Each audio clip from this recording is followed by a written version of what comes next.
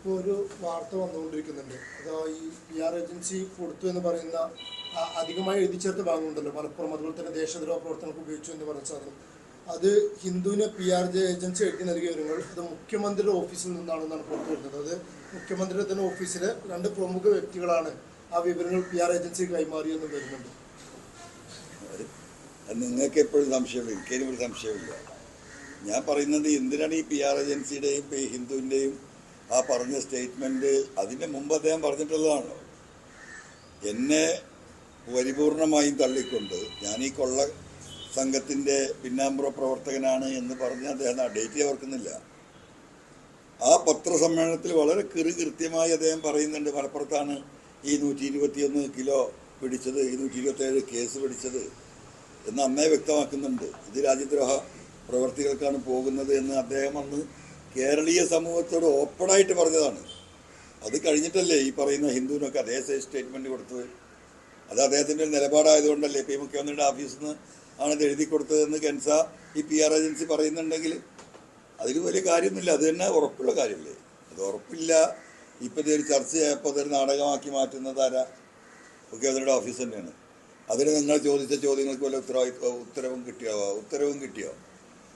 മാത്രമല്ല, ഇത്രയും വലിയൊരു പ്രതിസന്ധി ഈ വിഷയത്തിലുണ്ടായിട്ട് ഇത് സത്യസന്ധമാണെങ്കിൽ എന്താണ് ആ ഏജൻസിക്കെതിരെയോ അല്ലെങ്കിൽ ഹിന്ദു പത്രത്തിനെതിരെയോ പരാതി കൊടുക്കാൻ, നിയമ നടപടി സ്വീകരിക്കാൻ ഈ ഗവൺമെൻറ് തയ്യാറാവാത്തത്?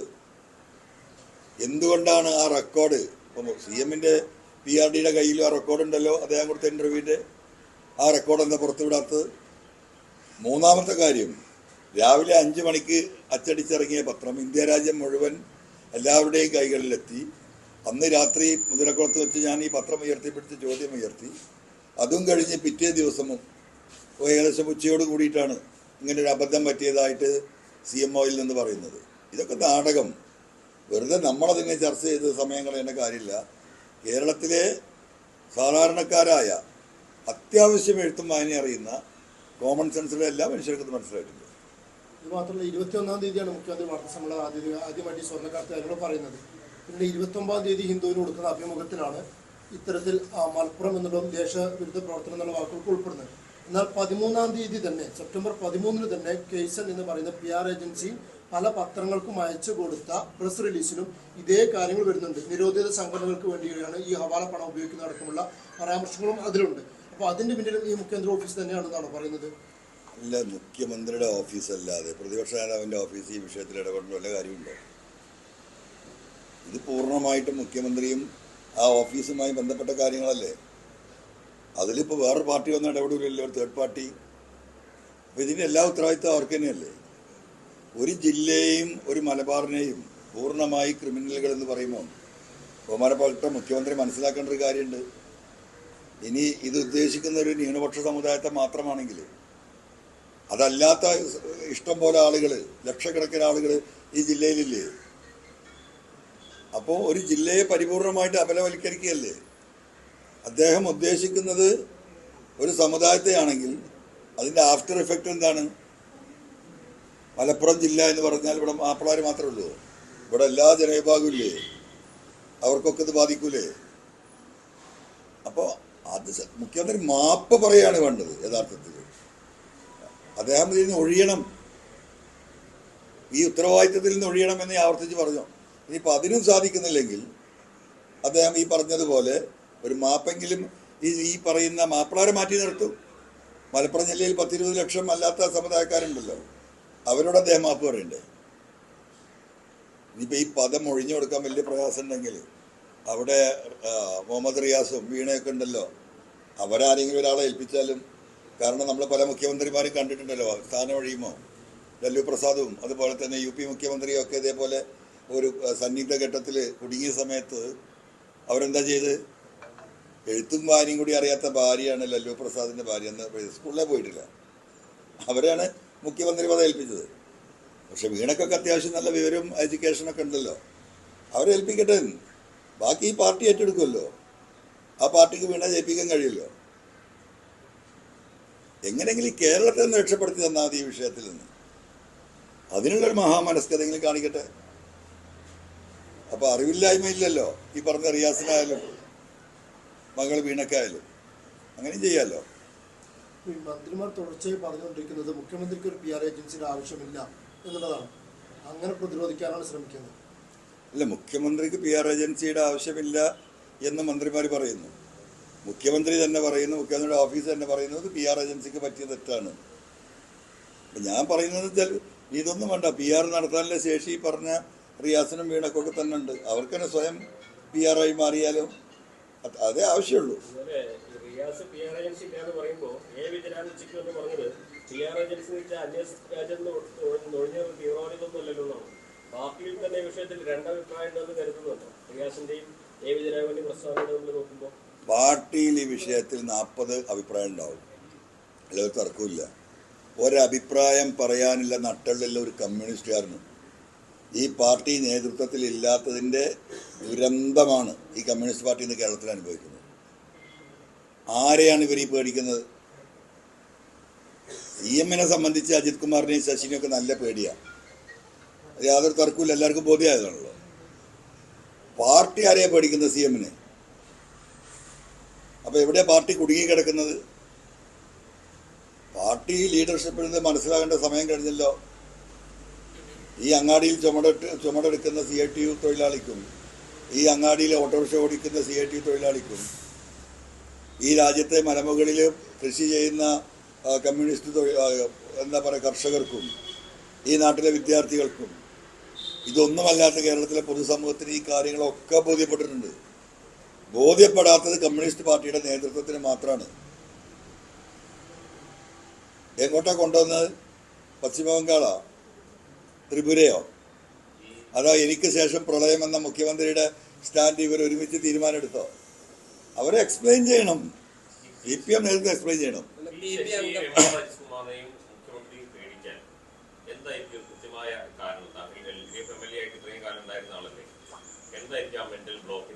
അല്ല, ഞാനൊരു തിരിച്ചൊരു ചോദ്യം ചോദിക്കട്ടെ. എന്താ ഈ സ്വർണ്ണക്കള്ളക്കടത്ത് അന്വേഷിച്ചിട്ട് എവിടെ എത്താത്തത്? എന്താണ് ഞാൻ ഉന്നയിച്ച ചോദ്യങ്ങൾക്ക് മറുപടി ഇല്ലാത്തത്? എന്താണ് ഒരു ജുഡീഷ്യൽ അന്വേഷണത്തിന് എന്നെ ഉൾപ്പെടെ ബഹുമാനപ്പെട്ട മുഖ്യമന്ത്രി പറഞ്ഞല്ലോ ഞാനിതിൻ്റെ പിന്നിലുണ്ടാകുന്നു, എന്നെ ഉൾപ്പെടെ ബുക്ക് ചെയ്തിട്ട് ജുഡീഷ്യൽ അന്വേഷണം നടത്തട്ടെ? എത്ര ദിവസമായി പറയുന്നു, വെല്ലുവിളിക്കുന്നത്, എന്താ അതിന് തയ്യാറില്ലാത്തത്? അപ്പം ജനങ്ങൾ ആലോചിക്കട്ടെ എന്തുകൊണ്ടാണ് അതെന്നില്ലേ.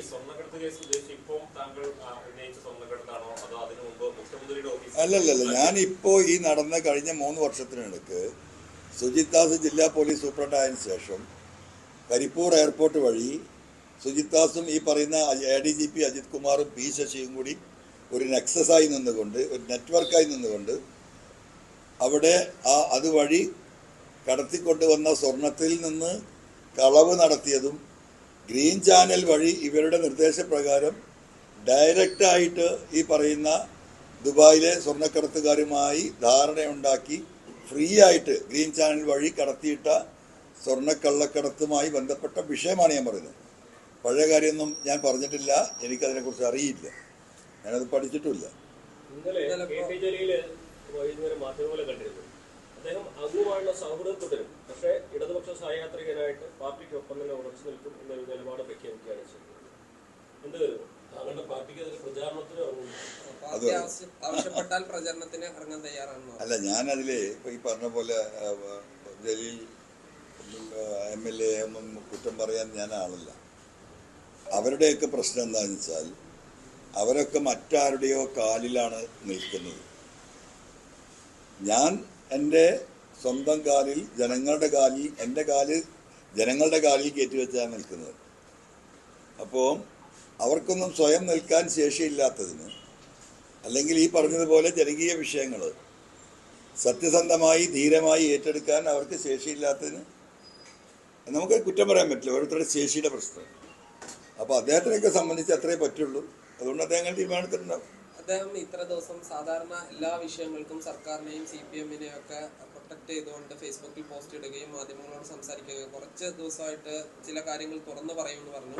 ഇന്നലെ രാവിലെ അദ്ദേഹം പറഞ്ഞത് എനിക്ക് മുഖ്യമന്ത്രിയോടോ CPM-നോടോ പ്രത്യേക ഒരു പ്രതിബദ്ധതയില്ല, ഇനി ഞാൻ സ്വതന്ത്രനാണ് എന്ന് പറഞ്ഞു. പക്ഷെ വൈകുന്നേരം വന്ന് പറയുന്നത് എന്നെ വെടിവെച്ച് കൊന്നാലും മുഖ്യമന്ത്രിക്ക് എതിരെ പറയില്ല എന്നുള്ളതാണ്. അപ്പൊ അദ്ദേഹത്തെ പിന്നെ ആരെങ്കിലും ബന്ധപ്പെട്ട് ആ രീതിയിൽ പറയിപ്പിച്ചതാവാൻ സാധ്യതയുണ്ടാവും.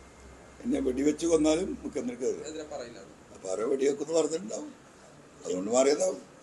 മനുഷ്യന് ജീവനപ്പേടി ഉണ്ടാവില്ലെന്ന്. അല്ല, ഈ ജീവനപ്പേടി ഇപ്പം നമുക്ക് തടുക്കാൻ കഴിയില്ലല്ലോ. ഈ LDF-നെതിരെ മുഖ്യമന്ത്രിക്കെതിരെയൊക്കെ പറഞ്ഞു തുടങ്ങിയ ഒരു ഘട്ടം, ആ സമയത്തൊക്കെ KT ജലീലിന്റെ ഒരു പിന്തുണ ലഭിച്ചിരുന്നു ഇടതുപക്ഷ MLA-മാരുടെ. ഇതെന്താ അറിയോ മാഷേ, നമ്മൾ ഇത് ആവർത്തിച്ച് പറയുമ്പോൾ നിങ്ങൾക്ക് മനസ്സിലാവും. ഞാൻ ഈ വിഷയത്തിൽ ഈ ഭൂമിയിൽ ജനിച്ചു വീണ ഒരു മനുഷ്യൻ്റെയും പിന്തുണ ഞാൻ തേടിയിട്ടില്ല, ഒരു മനുഷ്യൻ്റെയും. ഞാൻ ഈ വിഷയം കേരളത്തിലെ സഖാക്കളുടെ ഇടയിലേക്കും കേരളത്തിലെ പൊതുസമൂഹത്തിൻ്റെ ഇടയിലേക്കുമാണ് ഞാൻ ഉയർത്തിയത്. ഇന്നും ഞാൻ ആ വിഷയത്തിൽ അതിൽ നമ്മളെ സഹായിക്കുന്നവരാരാ? സാധാരണക്കാരായ മിഡിൽ ക്ലാസ്സായ മനുഷ്യരാണ്. ഇവിടെ എൻ്റെ യോഗങ്ങളിലേക്ക് വരാൻ നിലമ്പൂരിൽ അതിൻ്റെ ഇരട്ടി ആളുകൾ ഉണ്ടാവുമായിരുന്നു. പക്ഷേ അതിലേക്ക് ആളുകൾക്ക് വരാൻ കഴിയില്ല. കാരണം അവർ റേഷൻ കാർഡ് പുതുക്കാൻ നിൽക്കുകയാണ്, അവർ ഈ ലൈഫ് പദ്ധതിയിൽ ഒരു വീട് കിട്ടാൻ നിൽക്കുകയാണ്, കുട്ടികൾക്ക് എന്തെങ്കിലും ജീവിതത്തിൽ വിദ്യാഭ്യാസ സഹായം കിട്ടാൻ കാത്തിരിക്കുകയാണ്. വേറെ സർക്കാരിൽ നിന്ന് എന്തെങ്കിലും ഇവരെയൊക്കെ കണ്ണുരുട്ടി ഇവരെ പേടിപ്പിച്ചുകൊണ്ടേയിരിക്കുകയാണ്. ഇവർക്കൊന്നും ആ മറ കടന്ന് വരാനുള്ള ശേഷി സാധുക്കൾക്കില്ല. പലരോടും ഞാൻ പറഞ്ഞാൽ നിങ്ങൾ വരണ്ടെന്നാ. ഈ ഒരു ജാഥയിൽ വന്നിട്ട് അല്ലെങ്കിൽ ഒരു സമ്മേളനത്തിൽ വന്നിട്ട് അവർക്ക് കിട്ടാവുന്ന ഒരു വീട് പോയാൽ ഞാൻ എത്രാക്ക് വീട് ഉണ്ടാക്കി കൊടുക്കും? എത്രാക്ക് എനിക്ക് റേഷൻ കാർഡ് ഉണ്ടാക്കി കൊടുക്കാൻ സാധിക്കും?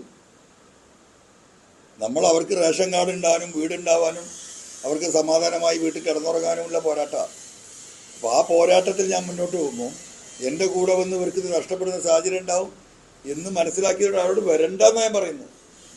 താങ്കൾക്ക് പിന്തുണയായിട്ട് വരുന്ന നിലമ്പൂർ ഐഷയാണെന്നുണ്ടെങ്കിലും സ്വാഭാവികമായിട്ടാണെങ്കിലും ഇപ്പോൾ KT ജലീലും വന്നിട്ടുണ്ടായിരുന്നു. അപ്പോൾ അതൊക്കെ സെറ്റിൽ ചെയ്തിട്ട് അതിൽ നിന്ന് അവരൊക്കെ പിന്മാറ്റാൻ വേണ്ടിയിട്ടുള്ള ഒരു ബോധവൽക്കരണ പാർട്ടിയുടെ ഭാഗത്തുണ്ടോ? ആയിഷ അത്ത ഇതിലെ പോകുമ്പോഴേ കയറിയതാണ്. ബാപ്പു വെള്ളിപ്പറമ്പ് എന്നെ നേരിട്ട് വന്ന് കണ്ടിട്ട് എനിക്ക് പിന്തുണ അറിയിക്കാൻ വന്നു. ആയിഷാത്ത് പോകുന്ന വഴി ഞാൻ എൻ്റെ മോനെ എൻ്റെ കൂടെ ഉണ്ട് കേട്ടോ എന്ന് പറയാൻ വന്നതാണ്. എൻ്റെ വീട്ടുകാരനെ വന്നു. അതിനൊക്കെ എങ്ങനെയും മാറ്റി പറയിച്ചൂടെ? 90 വയസ്സായി, ആരോഗ്യ പ്രശ്നങ്ങളുണ്ട്, ജീവിത പ്രശ്നങ്ങളുണ്ട്. നിലമ്പൂരിൽ അവർക്ക് ചുറ്റുപാടുമുള്ളത് ഈ പറയുന്ന ആളുകളാണ്. സ്വാഭാവികമല്ലേ, അതൊക്കെ അതിന് വഴിക്ക് പോകും. എന്നാലും അവരുടെ മനസ്സ് എവിടെയാണെന്നുള്ളത് കേരളത്തിൽ ജനങ്ങൾക്കറിയാലോ. അത്രയും നമ്മൾ ആഗ്രഹിക്കുന്നു. നമ്മൾ മനുഷ്യൻ്റെ മനസ്സ് നമ്മളെ കൂടെ നിൽക്കണമെന്ന് ആഗ്രഹിക്കുന്നത്. ശാരീരികമായി പലർക്കും ഒന്നും നിൽക്കാനുള്ള ശേഷിയില്ല. അവർ ഈ പറഞ്ഞ കണ്ണുരുട്ടി ഭീഷണിപ്പെടുത്തി ഈ പറയുന്ന റേഷൻ കാർഡ് മുടക്കുന്ന ആ ഒരു പ്രവർത്തനം അല്ലാതെ വേറെ എന്തെങ്കിലും നടത്താനുണ്ടോ? നടക്കട്ടെ. ഇന്നലെ ഈ റിയാസിന്റെ കാര്യം പറഞ്ഞപ്പോൾ അദ്ദേഹം പറഞ്ഞത് തരംതാണ പ്രസ്താവന അല്ലെങ്കിൽ നിലവാരമില്ലാത്ത ചോദ്യങ്ങൾക്ക് എന്നോട് മറുപടി പറയുന്നതാണ്. അത് അത്രമാത്രം നിലവാരമില്ലാത്തൊരു പ്രസ്താവനയായിട്ടാണ് ജനങ്ങൾ കാണുന്നത്. ഏത് പ്രസ്താവന? ആവശ്യമെങ്കിൽ റിയാസിന് മുഖ്യമന്ത്രിയാക്കിയിട്ടെങ്കിലും മുഖ്യമന്ത്രി പിണറായി വിജയൻ ഒഴിയട്ടെ എന്ന് പറഞ്ഞു. റിയാസിന് അതിലേക്ക് കൊണ്ടുവന്നത് ജനങ്ങൾ ഇഷ്ടപ്പെട്ടിട്ടില്ല. ഒപ്പരല്ലെങ്കിൽ ഒരു സാധു മനുഷ്യനാണ്, സൗമ്യനായുള്ളൊരു മനുഷ്യനാണ്. അപ്പോൾ അതൊരു സൗമ്യതക്കുറവ് തോന്നിയിട്ടുണ്ട് അവൻ്റെ പറച്ചിൽ. അങ്ങനെ കണ്ടാൽ മതി. ഈ മുഖ്യമന്ത്രിയുടെ ഓഫീസിൽ നിന്നിപ്പോൾ ഇങ്ങനെ ഈ PR ഏജൻസിക്ക് കത്ത് പോയി, ഇല്ലെങ്കിൽ തിരുത്താൻ ആവശ്യമില്ല, അധികമായി ചേർക്കാനുള്ള ഇതൊക്കെ മുഖ്യമന്ത്രിയുടെ അറിവോടുകൂടി പോയി എന്നാണ്, അതോ മുഖ്യമന്ത്രി ഓഫീസിലുള്ള ചില ആളുകൾ ഇങ്ങനെ ചെയ്യുന്നതെന്നാണ് താങ്കൾ വിചാരിക്കുന്നത്? അല്ല, രണ്ട് ഉത്തരമാണ് എന്നോട്. മുഖ്യമന്ത്രിയുടെ അറിവോടെ പോയിട്ടില്ലായിരുന്നെങ്കിൽ മുഖ്യമന്ത്രിയുടെ സ്റ്റാഫിൻ്റെ പേരിൽ എന്താ അദ്ദേഹം നടപടി എടുക്കായിരുന്നു? ഇത് ചെറിയ കാര്യമില്ലല്ലോ. അങ്ങനെ നടപടി എടുത്തിരുന്നെങ്കിൽ നമുക്ക് മനസ്സിലാക്കാമായിരുന്നു ഇത് മുഖ്യമന്ത്രിയുടെ അറിവോടെ അല്ല എന്ന്. അങ്ങനെ ഒരു നടപടിയും ഇല്ലാത്തതിൻ്റെ അടിസ്ഥാനത്തിൽ എന്താ മനസ്സിലാക്കേണ്ടത്? മുഖ്യമന്ത്രിയുടെ അറിവോടെയും നിർദ്ദേശപ്രകാരവുമാണ് ഈ കാര്യം നടന്നതെന്നല്ല നമ്മൾ മനസ്സിലാക്കേണ്ടത്. ഇതൊക്കെ ഒരു കോമൺ സെൻസിൽ നമുക്ക് ആലോചിക്കാവുന്ന കാര്യമല്ലേ ഉള്ളൂ. ADGP മത്സ്യം ജില്ലയിലും വയനാട്ടിൽ വെച്ചിട്ട് കൂടിക്കാഴ്ച നടത്തിയെന്നുള്ള ഒരു സാധനം വന്നിട്ടുണ്ട്. അത് സ്പെഷ്യൽ ബ്രാഞ്ച് റിപ്പോർട്ട് ചെയ്യുകയും ചെയ്തിട്ടുണ്ട്. ADGPക്ക് RSSമായിട്ടുള്ള ബന്ധം നിരന്തരം ഉണ്ടായിക്കൊണ്ടിരിക്കുകയാണ്. എൻ്റെ പൊന്നു സഹോദര, നമ്മളിപ്പോൾ ആകെ ചർച്ച ചെയ്യുന്നപ്പോൾ 2 പ്രാവശ്യം കണ്ട കാര്യമാണ്. ഇപ്പോൾ നിങ്ങളിപ്പോൾ സൂചിപ്പിക്കുന്ന 3ാമത്തെ തവണ കണ്ടു, വയനാട്ടിൽ വെച്ച് RSS ലീഡർഷിപ്പായിട്ട് കണ്ടതാണ്. ഇത് സ്ഥിരമായി കണ്ടുകൊണ്ടിരിക്കുന്നതാണ്. ഇതിപ്പോൾ ഈ പറഞ്ഞതുപോലെ രാത്രിയൊക്കെ ഒളിച്ചും പാത്തും പോകുമ്പോഴാണ് ഇത് ചർച്ചയാവുന്നത്. ഇവർ ഡൽഹിയിൽ നിന്നും ഇതര സംസ്ഥാനങ്ങളിൽ നിന്നൊക്കെ സ്ഥിരമായി കണ്ടുകൊണ്ടിരിക്കുകയും സംസാരിക്കുകയും ചർച്ച ചെയ്യുകയും അതിൻ്റെ ഭാഗമായിട്ടുള്ള പൊളിറ്റിക്സ് കേരളത്തിൽ ഇംപ്ലിമെൻ്റ് ചെയ്യുകയും ചെയ്തതിൻ്റെ ഭാഗം തന്നെയല്ലേ ഇപ്പോൾ ഈ തൃശ്ശൂർ പൂരം അടക്കം ഇവിടെ കലങ്ങിയത്. അപ്പോൾ അതൊരു വലിയ സംഭവമൊന്നുമല്ല. സ്പീക്കർ എന്താ പറഞ്ഞത്? RSS അത്ര മോശപ്പെട്ട സംഘടനയൊന്നുമല്ല, ഇന്ത്യയിലെ ഏറ്റവും മഹത്തായ സംഘടനയാണ്. ആ മഹത്തായ സംഘടനയുടെ നേതാക്കളോട് പോയി ADGP കണ്ടതിൽ എന്താ അത്ഭുതം എന്ന് ചോദിച്ചാണ്. അതിന് ഉത്തരം കണ്ണൂരിലെ സഖാക്കൾ കൊടുക്കും ഈ പാർട്ടിക്ക്. അതാണ് നടക്കുന്നത്. എനിക്ക് വരുന്ന ഫോൺ മെസ്സേജുകൾ, ഇത്രയും രക്തസാക്ഷികൾ ഈ പാർട്ടിക്ക് അവരുടെ ജീവിതം ത്യജിക്കേണ്ടി വേണ്ടത് ഈ വർഗീയ ശക്തികളുമായ ഏറ്റുമുട്ടല്ല. ഇപ്പം രക്തസാക്ഷികൾക്കൊന്നും ഒരു നിലയും വിലയില്ല. അവരൊക്കെ പോയി പണി നോക്കട്ടെ. RSS ഇന്ത്യയിലെ ഏറ്റവും നല്ല മഹത്തായ സംഘടനയായി എന്ന് സ്പീക്കർ മാത്രമല്ലല്ലോ, അദ്ദേഹം പാർട്ടിയുടെ ഉത്തരവാദിത്തപ്പെട്ട നേതാവ് കൂടിയല്ലേ. അത് കണ്ണൂരിലെ ജനങ്ങൾ, കേരളത്തിൽ ഇതിന് വിധേയമായിട്ടുള്ള കേരളത്തിൽ അങ്ങോളം ഇങ്ങോളമുള്ള കമ്മ്യൂണിസ്റ്റ് പ്രവർത്തകർ ആലോചിച്ചിട്ടെന്ന്. ഈ ഗോവിന്ദ മാഷ് തന്നെ പലതവണ പറഞ്ഞിട്ടുണ്ട്, ADGP RSS നേതാക്കളെ കണ്ടാൽ ഞങ്ങൾ എന്ത് ചെയ്യാനാ എന്ന്. അതൊരു നിസ്സഹായാവസ്ഥയാണോ? അല്ല, അവർക്ക് ചായ വാങ്ങി കൊടുത്താൽ പോരെ. ആളെ വിളിച്ചിട്ട് ബാബ നീ അവിടെ പോയി കണ്ടൂലേ, ഒരു ചായ നല്ല വടിയും വാങ്ങിക്കൊടുക്കുക പാർട്ടി ഓഫീസിൽ നിന്ന്. അവരെ അഭിവാദ്യം ചെയ്യുക, അതാണ് ചെയ്യേണ്ടത്. അയാളിപ്പോൾ പാർട്ടി ചെയ്തുകൊണ്ടിരിക്കുന്നത്. ഈ പറയുന്ന RSSകാരെയും മറ്റു വർഗീയവാദികളെയൊക്കെ കണ്ട് സംഭാഷണം നടത്തുന്നവരെ അഭിവാദ്യം ചെയ്യുന്നു കമ്മ്യൂണിസ്റ്റ് മാർക്സിസ്റ്റ് പാർട്ടി കേരളത്തിൽ. അതല്ലേ ചെയ്യുന്നത്. അപ്പോൾ അഭിവാദ്യം ചെയ്യട്ടെ. ഈ മുഖ്യമന്ത്രി സ്ഥാനം ഒഴിയുകയാണെങ്കിൽ അത് വീണയ്ക്കോ അല്ലെങ്കിൽ റിയാസിനോ കൊടുക്കണം എന്നാണ് പറയുന്നത്. അങ്ങനെയല്ല, അങ്ങനെ കൊടുത്തിട്ടെങ്കിൽ അദ്ദേഹം ഒഴിയണം എന്നാണ് പറഞ്ഞത്. അദ്ദേഹം കൊടുത്തിട്ട് ഒഴിയാനല്ല പറഞ്ഞത്, അത് തിരുത്തണം. ഇനിയിപ്പോൾ ഒരു നിവൃത്തിയില്ല. എന്നാൽ പാർട്ടിക്കാർക്കും കൈമാറാൻ അദ്ദേഹത്തിന് വിശ്വാസമില്ല. ഈ സമൂഹത്തിൽ എന്താ പറയുക, അദ്ദേഹം ഇങ്ങനെ ഓരോ ഈ നാടിൻ്റെ വികസനം ഇങ്ങനെ കൺകുളിർമയിൽ കണ്ടുകൊണ്ടിരിക്കുകയല്ലോ. അദ്ദേഹം ഈ ആ സ്ഥാനത്ത് നിന്ന് മാറുമുണ്ടാകുന്ന പ്രയാസം, നാടിന് വരാൻ പോകുന്ന നഷ്ടത്തിൽ അദ്ദേഹത്തിന് ബേജാറുണ്ടെങ്കിൽ അദ്ദേഹം മകൾക്കോ മരുമകനോ കൈമാറട്ടെ എന്നാ പറഞ്ഞു. കുടുംബവാഴ്ച എന്ന് പറഞ്ഞത് അതൊരു അഡ്ജസ്റ്റ്മെന്റ് പറഞ്ഞാൽ മതി. താങ്കൾ പറയാൻ ഉദ്ദേശിച്ച മുഖ്യമന്ത്രി അത്രയും മോശം ഭരണമാണ്, അത്രയും തരം താഴ്ന്ന ഒരു ഭരണമാണ് കാഴ്ചവെക്കുന്നത് എന്നുള്ളതാണോ? അദ്ദേഹം ഇപ്പോൾ എടുക്കുക, അങ്ങനെയൊന്നും ഞാൻ പറഞ്ഞിട്ടില്ല. ഈ വിഷയത്തിൽ, ഈ സ്വർണ്ണക്കള്ളക്കടത്തുമായി ബന്ധപ്പെട്ട വിഷയത്തിൽ, പൂരം കലക്കിയ വിഷയത്തിൽ പോലീസ് ഉദ്യോഗസ്ഥർ നിരന്തരമായി RSSന്റെയും മറ്റു വർഗീയ ശക്തികളുടെയും നേതാക്കളുമായുള്ള അവരുടെ സമ്പർക്കം, ഈ വിഷയങ്ങളിൽ അദ്ദേഹം എടുത്തത് വളരെ നിലവാരം കുറഞ്ഞ തീരുമാനമാണ് എന്ന് ഉറച്ചു വിശ്വസിക്കുന്ന ആളാണ്. നിലവാര തകർച്ച തന്നെയാണ്. അതിൻ്റെ ആഫ്റ്റർ ഇഫക്റ്റ് ഈ പാർട്ടിക്കാണ്. ആ പാർട്ടി അതിനെ സല്യൂട്ട് ചെയ്യാണ്. അപ്പോൾ പിന്നെ സഖാക്കളിന് എന്താ ചെയ്യേണ്ടത് അവരറിയിക്കട്ടെ.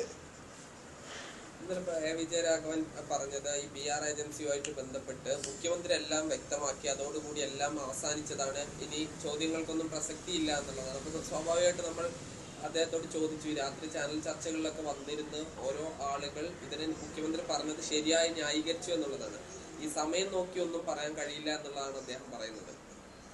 അദ്ദേഹത്തെ പോലത്തെ ഒരു സാധുവിന് അതേ പറയാൻ കഴിയുള്ളൂ. അദ്ദേഹത്തിന് ഇതൊക്കെ മനസ്സിലായിട്ടുണ്ടല്ലോ. എന്ത് ചെയ്യാനാന്ന് ഇവർക്കൊക്കെ എന്താണ് ഈ പറയാനുള്ള നിവൃത്തികേട് എന്ന് കേരളത്തിലെ സഖാക്കളെ ചോദിക്കാൻ തുടങ്ങി. ആ നിവൃത്തികേടിൻ്റെ ഭാഗമായിട്ടുള്ള സ്റ്റേറ്റ്മെൻറ്റാണ്. ഈ പുതിയ രാഷ്ട്രീയ പാർട്ടി ഉണ്ടാക്കുന്ന പ്രഖ്യാപിച്ചിരുന്നല്ലോ, എന്തെങ്കിലും ആയോ? അതിൻ്റെ അടുത്ത ഘട്ടങ്ങൾ എന്തെങ്കിലും ആയോ? അതിൻ്റെ പണിയിലായി. നിങ്ങളൊരു ഒഴിവ് തരുന്നില്ലല്ലോ. ഞായറാഴ്ച നമ്മളതിൻ്റെ ബേസിക്കായിട്ടുള്ള കാര്യങ്ങൾ, നമ്മൾ ഈ പാർട്ടിയെ കൊണ്ട് എന്ത് ഉദ്ദേശിക്കുന്നു എന്നുള്ള അതിൻ്റെ പൊതുവായിട്ടുള്ള നമ്മുടെ ഒരു പൊളിറ്റിക്കൽ എന്താ പറയുക, നമ്മളൊരു സ്ട്രാറ്റജി പബ്ലിക്കുമായി നമ്മൾ അത് ഡിസ്കസ് ചെയ്യും. അതിൽ ജനങ്ങളിലേക്ക് നമ്മളത് വിടും. അതിനുശേഷം ജനങ്ങൾക്ക് നമ്മുടെ ആ പൊളിറ്റിക്കൽ സ്ട്രാറ്റജിയിൽ മറ്റ് അഭിപ്രായങ്ങളുണ്ടെങ്കിൽ ആ അഭിപ്രായം നമ്മൾ പരിഗണിക്കും. തിരുത്തേണ്ടതുണ്ടെങ്കിൽ എന്തെങ്കിലും തിരുത്തും. അങ്ങനെ ഒരു പൊതുജനാഭിപ്രായത്തിൻ്റെ ഭാഗമായിട്ടായിരിക്കും പാർട്ടിയുടെ ഫൈനൽ പൊളിറ്റിക്കൽ സ്ട്രാറ്റജി നമ്മൾ തീരുമാനിക്കുകയും അത് ഡിക്ലെയർ ചെയ്യുകയും അത് എന്താ പറയുക സീൽ ചെയ്യുകയും ചെയ്യാം.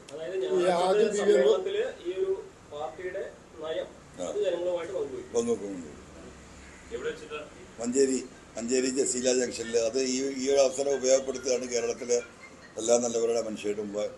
6-ാം തീയതി ഈ വരുന്ന സൺഡേ വൈകുന്നേരം 6 മണിക്ക് മഞ്ചേരി ടൗണിലെ ജസീല ജംഗ്ഷനിലെ ബൈപ്പാസിലുള്ള വലിയ പ്രത്യേകം സജ്ജമാക്കിയ മൈതാനത്തിലാണ് എല്ലാ ജനാധിപത്യ മതേതര വിശ്വാസികളും ഈ വിഷയങ്ങൾ മനസ്സിലാക്കിയിട്ട് ഇന്ന് ഈ സമൂഹത്തിൽ നടക്കുന്ന പോലീസിൻ്റെ ഈ ഗുണ്ടായിസം, പൊളിറ്റിക്കൽ ലീഡേഴ്സിൻ്റെ ഇടയിലുള്ള ഈ നെക്സസ്, നാട് നേരിടുന്ന പൊതുവായ വിഷയങ്ങൾ, ഒരു സമൂഹത്തെ മുഴുവൻ എന്താ പറയുക അപരവൽക്കരിക്കുന്ന മുഖ്യമന്ത്രിയുടെ നിർദ്ദേശങ്ങൾ, തീരുമാനങ്ങൾ, അദ്ദേഹത്തിൻ്റെ സ്റ്റേറ്റ്മെൻറ്റ് തുടങ്ങി താമർ ജിഫ്രി വിഷയം വരെയുള്ള വിഷയങ്ങൾ ഇന്ന് നമ്മളവിടെ പ്രതിപാദിക്കപ്പെടും.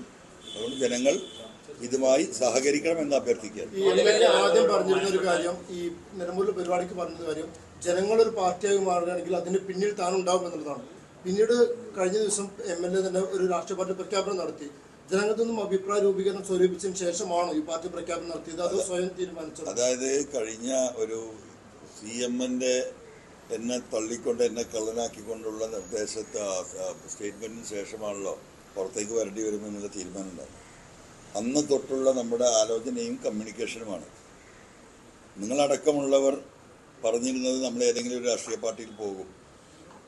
CPM ലീഡർഷിപ്പ് പ്രചരിപ്പിച്ചിരുന്നത് നമ്മൾ ലീഗിലോ കോൺഗ്രസിലോ പോകും. അപ്പം ആ ഒരു സാഹചര്യം ഇവിടെ ചർച്ച ചെയ്യപ്പെട്ടുകൊണ്ടിരിക്കുകയാണ്. അപ്പം നിലമ്പൂരിലെ സമ്മേളനത്തിൽ ഞാൻ പറഞ്ഞു, ജനങ്ങളൊരു പാർട്ടിയായി മാറുകയാണെങ്കിൽ ഞങ്ങളതിന് അണിയായി നിൽക്കും. അതിൽ നിന്നും ഒരു വ്യത്യാസമില്ല. ഇപ്പോൾ സംഭവിച്ചുകൊണ്ടിരിക്കുന്ന എന്താണെന്ന് വെച്ചാൽ കഴിഞ്ഞ കുറച്ച് ദിവസങ്ങളായിട്ട് എനിക്ക് വലിയ സമ്മർദ്ദം ജനങ്ങളുടെ, ഈ പറയുന്ന എല്ലാ രാഷ്ട്രീയ പാർട്ടിയിൽപ്പെട്ടവരാണ്. ചിലതൊന്നും നിങ്ങളോട് ഡിസ്ക്ലോസ് ചെയ്യാൻ ഇപ്പോൾ പറയാൻ പറ്റില്ല. ഇവരൊക്കെ ഇനി നാളെ പൊതുസമൂഹത്തിൽ പെട്ടെന്നൊരു പ്രത്യക്ഷപ്പെടുമ്പോഴാണ് നിങ്ങൾക്ക് മനസ്സിലാക്കുക. വലിയ അടിയൊഴുക്കുകൾ ഈ പറഞ്ഞ വിഷയത്തിലുണ്ട്. അതുകൊണ്ട് ഇനി നിങ്ങളിത് നീട്ടരുത്. നിങ്ങളുടെ പാർട്ടിയുടെ നയം രൂപീകരിച്ചത് ജനങ്ങളോട് പറഞ്ഞത് പ്രഖ്യാപിക്കണം. ഞങ്ങളെല്ലാം ഇതിലേക്ക് ചേർന്നുകൊണ്ടിരിക്കുകയാണ്.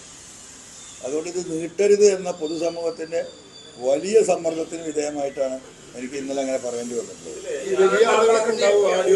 പുതിയ പാർട്ടി പ്രഖ്യാപിക്കുകയാണെങ്കിൽ ഈ നിയമസഭയുടെ കാലാവധി കഴിഞ്ഞ് അത് ചേരാൻ കഴിയുമെന്ന് ചില നിയമവൃത്തങ്ങൾ പറയുന്നുണ്ട്.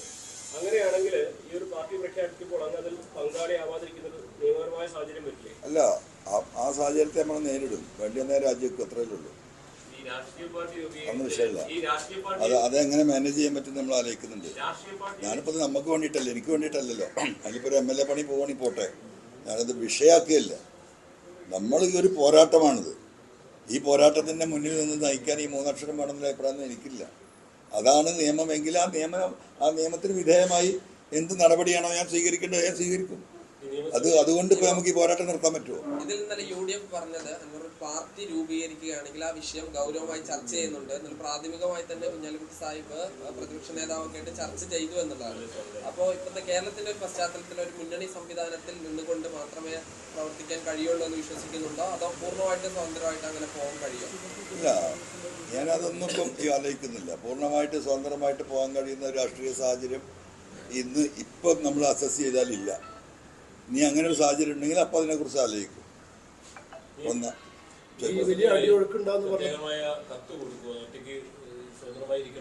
ഞാൻ എൻ്റെ കസാല എവിടെ പോയിരിക്കും. സ്പീക്കർ അവിടെ ഇരിക്കണ്ടായിരുന്നു, കത്തുന്ന എവിടെ ഇരിക്കാൻ പറഞ്ഞാൽ അവിടെ ഇരിക്കും. ഞാൻ കത്തൊന്നും കൊടുക്കുന്നില്ല. ഈ വലിയ അടിയൊഴുക്കുകൾ ഉണ്ടാവും പറഞ്ഞല്ലോ. ഈ ഇപ്പം നിലവിലുള്ള ഇടതുപക്ഷത്തുനിന്നോ അല്ലെങ്കിൽ UDF എന്നൊക്കെ വലിയ ആരെങ്കിലുമൊക്കെ തങ്ങളൊപ്പം ചേർന്നുള്ള വിവരങ്ങളോ അല്ലെങ്കിൽ അങ്ങനെ വല്ല ചർച്ചകളൊക്കെ ഉണ്ടായിട്ടുണ്ടോ? ഒരുപാട് ആഗ്രഹമുള്ള ആളുകൾ ഈ വിഷയത്തിൽ നമ്മൾ ഉയർത്തുന്ന ഈ നിലപാട് 100% ശരിയാണെന്ന് വിശ്വസിക്കുന്ന ഉത്തരവാദിത്തപ്പെട്ട നേതാക്കൾ ഇവരൊക്കെ ഇതിലുണ്ട്. പക്ഷേ അവരൊക്കെ ഞാൻ ഈ പറഞ്ഞതുപോലെ പലരും പലതിനെയും ഭയപ്പെടുന്നു. എന്നാൽ ജീവഭയം തന്നെയാണ് കാര്യമായിട്ട്. ആ നാട്ടിൽ ജീവിക്കാൻ കഴിയില്ല. ചിലരൊക്കെ എന്നോട് പറഞ്ഞത്, സഖാവേ ഒരു രക്ഷയില്ല, നമ്മളെ കുടുംബത്തെ അങ്ങ് നാറ്റിക്കും. അത് നാറ്റിച്ച കുറേ പഴയ കഥകൾ പഴയ ലീഡർഷിപ്പ് പാർട്ടി വിട്ടപ്പോൾ പോയപ്പോൾ പറഞ്ഞു, നിങ്ങൾക്കൊക്കെ അത് നേരിടാനുള്ള ശേഷി നിങ്ങൾക്കുണ്ട്, നമ്മളൊക്കെ തകർന്നു പോകും. അങ്ങനെ തന്നെ പറഞ്ഞു, നമ്മളൊക്കെ തകർന്നു പോകും, നമ്മളെ മക്കളൊന്നും പുറത്തിറങ്ങാൻ കഴിയാത്ത വിധത്തിലാവും. അതുകൊണ്ടാണ് സഖാവേ നിങ്ങൾ കുറച്ച് മുന്നോട്ട് പോവാം, എന്നിട്ട് ഒന്നൊന്ന് ഈ ഇതിലൊന്നും എന്താ പറയുക, ഒരു തിരമാല ഒന്ന് അടങ്ങിയാൽ ഞങ്ങളൊക്കെ അതിലേക്ക് വരാം എന്ന് തന്നെ പറയുന്നത്.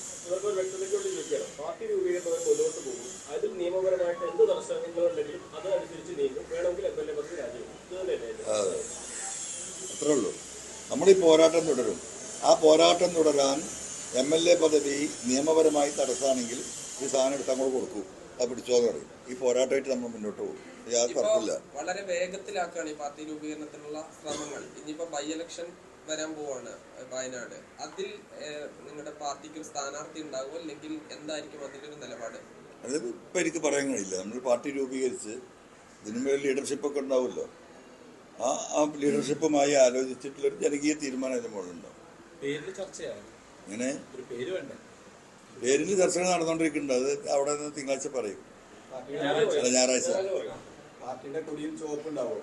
കൊടിയും തീരുമാനിച്ചിട്ട് അതൊക്കെ എന്താ പറയുക, പാർട്ടി രജിസ്ട്രേഷൻ ആയിട്ടില്ലല്ലോ. നമ്മളതിൻ്റെ ബേസിക് പ്രിൻസിപ്പിൾസ് നെയിം അന്ന് ഡിക്ലെയർ ചെയ്തും അടുത്ത സ്റ്റെപ്പിലേക്ക് നീങ്ങും. ഈ മുഖ്യമന്ത്രി 11 മണിക്ക് മാധ്യമങ്ങളെ കാണാൻ പോവാണ്. മുഖ്യമന്ത്രി 11 മണിക്ക് നമ്മുടെ എന്തൊരു തിരക്ക് പെട്ടെന്നാക്കി കൂടെ ഇത് വളരെ വേഗത്തിലേക്ക് പോയി. നേരത്തെ കുറച്ച് സമയം കഴിഞ്ഞിട്ട് കുറച്ച് അതാക്കാം നമുക്ക്. മുഖ്യമന്ത്രി 11 മണിക്ക് മാധ്യമങ്ങളെ കാണാൻ പോവാണ്. ഈ അപ്പോൾ അത് എന്താണ് പ്രതീക്ഷിക്കുന്നത് മുഖ്യമന്ത്രിയുടെ പുതിയ? ചിലപ്പോൾ രാജ്യമൊക്കെ വരും, നല്ല സാധ്യത അല്ലേ? അല്ലെങ്കിൽ അങ്ങനെയൊക്കെ ആവാം. ഒരു രാഷ്ട്രീയ പാർട്ടി രൂപീകരിച്ച് മുമ്പോട്ട് പോകാന്ന് പറഞ്ഞാല് അത് നടത്തിക്കൊണ്ടു പോവുക വലിയ വെല്ലുവിളിയാണ്. അത് മനസ്സിലാക്കി വേണ്ടത്ര ചർച്ച നടന്നിട്ടല്ലേ? എൻ്റെ പൊന്നു മാഷേ, ഒരു 15 വയസ്സ് കഴിഞ്ഞതിന് ശേഷം നമ്മൾ തിരക്കെതിരെ നീന്തിയിട്ടുള്ളൂ. ഒരു തിരമാല എവിടെയും സോഫ്റ്റായിട്ട് കൊണ്ടുപോയി തന്നെ ലാൻഡ് ചെയ്യിച്ചിട്ടില്ല. നമ്മുടെ ജീവിതാനുഭവങ്ങൾ എൻ്റെ പിതാവിൻ്റെ അടുത്താലും വല്യപ്പാൻ്റെ അടുത്താലൊക്കെ തന്നെ അത് ഒഴുക്കിനെതിരെ എന്നും നമ്മൾ നീന്തിയിട്ടുള്ളൂ. എന്നിട്ടാണ് കര പറ്റിയിട്ടുള്ളത്. ഈ പറയുന്നതിൽ വസ്തുത ഉണ്ടെന്ന് അറിയാതെ ഒന്നുമല്ലേ പറയുന്നത്. അപ്പോൾ നമ്മൾ ഒരു വിഷയം ഏറ്റെടുക്കുമ്പോൾ അതിൻ്റെ എല്ലാ റിസ്ക്കും ഉണ്ടാകും. റിസ്ക് ആലോചിച്ചാൽ നമുക്കൊരു ഇഞ്ച് മുന്നോട്ട് പോകാൻ കഴിയില്ല. മഹേഷ് ഇപ്പോൾ ഈ പത്രസമ്മേളനം കഴിഞ്ഞ് ഇവിടുന്ന് ഇറങ്ങും, 3 സ്റ്റെപ്പ് അവിടെ ഇറങ്ങണം. ആ സ്റ്റെപ്പ് വഴുക്കിയാൽ നമ്മൾ വീഴും. നിങ്ങളവിടെ ഇങ്ങനെ നിന്നിട്ട് ഇത് വഴുക്കുമെന്ന് വിചാരിച്ചാൽ നിങ്ങൾക്ക് ഇറങ്ങാൻ പറ്റില്ല. വഴുക്കുമെന്ന് വിചാരിച്ച് നിങ്ങൾക്ക് ഇറങ്ങാൻ പറ്റില്ല. ഇനി വഴുക്കുമെന്ന് വിചാരിച്ച് നിങ്ങൾ ഇറങ്ങിയാലോ നിങ്ങൾ വഴുക്കി വീഴുകയും ചെയ്യും. ഒന്നും സംഭവിക്കില്ല എന്ന് വിചാരിച്ച് നിങ്ങൾ ഇറങ്ങിയാൽ നിങ്ങൾ സുഖമായിട്ട് സ്മൂത്തായിട്ട് ഇറങ്ങിപ്പോകും. അപ്പം നമ്മളൊരു പ്രതിസന്ധി വരുമ്പോൾ അത് ക്രോസ് ചെയ്യും. No problem, we will face it എന്നില്ല ആ സ്ട്രാറ്റജിയിൽ നമ്മൾ മുന്നോട്ട് പോകും. അതുകൊണ്ട് എനിക്ക് അതിലൊന്നും യാതൊരു പേടിയില്ല. ഇപ്പം പലരും പറയുന്നുണ്ട് ഗൗരിയമ്മ പാർട്ടി ഉണ്ടാക്കി അത് പൊളിഞ്ഞു പോയി, പിന്നെ വീരാഘവൻ പാർട്ടി ഉണ്ടാക്കി അത് പൊളിഞ്ഞു പോയി, കെ കരുണാകരൻ പാർട്ടി ഉണ്ടാക്കി അത് പൊളിഞ്ഞു വയ്ക്കല്ല. ഇത് ഓരോന്നും നോക്കിയാൽ എം വി രാഘവൻ പാർട്ടി ഉണ്ടാക്കി കമ്മ്യൂണിസ്റ്റ് പാർട്ടീൻ്റെ ഒരു വക്ക് ചെത്താനാണ് നോക്കിയത്. അത് കുറേ ചെത്തി പിന്നെ അങ്ങോട്ട് ഒട്ടി, അത് പോയി. അപ്പോൾ അവർക്കൊക്കെ ഉണ്ടായിരുന്ന സ്ട്രാറ്റജി എന്തായിരുന്നു? ഒരു പാർട്ടി ഉണ്ടാക്കാൻ നേതാവ് അതിൻ്റെ മന്ത്രിയാവാം, അതുതന്നെയായിരുന്നു. ഗൗരിയമ്മയെ സംബന്ധിച്ച് ഒരു പക്ഷേ അങ്ങനെ പറയാൻ പറ്റില്ലെങ്കിലും ആത്യന്തികമായിട്ട് അങ്ങനെ തന്നെയായിരുന്നു. DSC സംബന്ധിച്ച് എന്തായിരുന്നു? ഉപമുഖ്യമന്ത്രിയിലാണ് ആന്റണി ഇവരെയൊക്കെ ചവിട്ടി പുറത്താക്കി. ഞാനുണ്ടായിരുന്നല്ലോ ഇത്. എന്തായിരുന്നു DSCയുടെ തീരുമാനം? DIC അവസാനമായി സഖാവ് VS LDFിലെ എൻട്രി സ്റ്റോപ്പ് ചെയ്തപ്പോൾ രാവിലെ 9 മണി തൊട്ട് വൈകുന്നേരം 6 മണി വരെ സംസ്ഥാന കമ്മിറ്റിയും ജില്ലാ പ്രസിഡന്റുമാരും ജില്ലയിലെ സീനിയർ ലീഡേഴ്സും തിരുവനന്തപുരത്ത് ശ്രീ കെ കരുണാകരൻ്റെ ഒപ്പം ഇരുന്ന് കെ മുരളീധരൻ്റെ സാന്നിധ്യത്തിൽ വൈകുന്നേരം വരെ ചർച്ച ചെയ്ത് എന്താ തീരുമാനം എടുത്തത് മനുഷ്യന് ഓർമ്മയുണ്ടോ? 140 സീറ്റിൽ മത്സരിക്കാൻ DSC തീരുമാനിച്ചു. എൻ്റെ അടുത്ത് വന്നൊരു ഫിയറ്റ് കാറാണ്. അപ്പോൾ ഇത് പിരിഞ്ഞിട്ട് ഞങ്ങൾ 1-2 MP മുഹമ്മദും സദാശിവേട്ടനൊക്കെ എൻ്റെ കാറിൽ കയറി ഞങ്ങൾ പോന്നു. സെയ്ദ് മുഹമ്മദ് തങ്ങളാണ് പ്രസിഡന്റ്. അദ്ദേഹം ട്രെയിനിലാണ് പോകുന്നത്. അദ്ദേഹം പൊന്നാനി ഇറങ്ങി രാവിലെ 7:30 മണിക്കുണ്ട് ഫോണ്, മറ്റേ ഫോണാണ്. നിങ്ങൾ കറേ എന്നാണ് ബെല്ലടിക്കുക. ഞാൻ വന്ന് കയറിയുള്ളൂ. അപ്പോൾ വാപ്പ ഫോൺ എടുത്തിട്ട് പറഞ്ഞു എന്നാ തങ്ങളെ വിളിക്കുന്നത്. ഞാൻ അടുത്ത് തങ്ങളെന്താ പറഞ്ഞ് തീരുമാനം എന്താ 140 മത്സരിക്കുക. കെ മുരളീധരൻ കൊടുവള്ളി കോൺഗ്രസിൻ്റെ സ്ഥാനാർത്ഥിയായിട്ട് മത്സരിക്കുന്നു. അങ്ങനെ DIC പൊളിഞ്ഞു. ഇതൊക്കെ ചൂണ്ടിക്കാണിച്ചിട്ട് ആണ് ഇപ്പോൾ ആളുകളെ നമ്മളെ ബേജാറാക്കുന്നത്. എനിക്ക് അങ്ങനത്തെ ഒരു ബേജാറും ഇല്ല.